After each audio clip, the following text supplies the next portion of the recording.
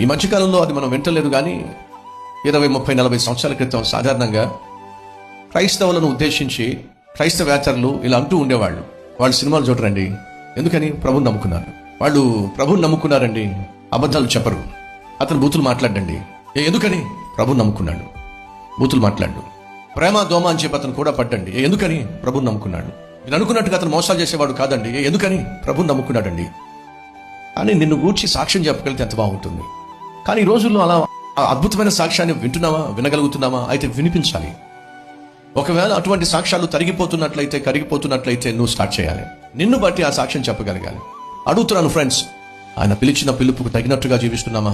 జీవించాలి. సైతాను ఎప్పటికప్పుడు మనల్ని శోధించే ప్రయత్నం చేస్తాడు. మన చేతులను అభ్యంతరకరంగాను, మన కళ్ళను అభ్యంతరకరంగాను, మన చేతలను అభ్యంతరకరంగాను, మన నడకను అభ్యంతరకరంగాను, మన పడకను అపవిత్రముగాను మార్చే ప్రయత్నం వాడు చేస్తానే ఉంటాడు.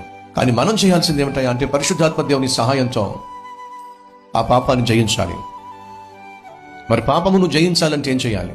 మీరు శోధనలో ప్రవేశించుకున్నట్లు మెలకువగా ఉండి ఏమిటట? ప్రార్థన చేయండి. ప్రార్థన చేయని వాడు, ప్రార్థించని వాడు సాతాను శోధనలు జయించడం సాధ్యం కాదు.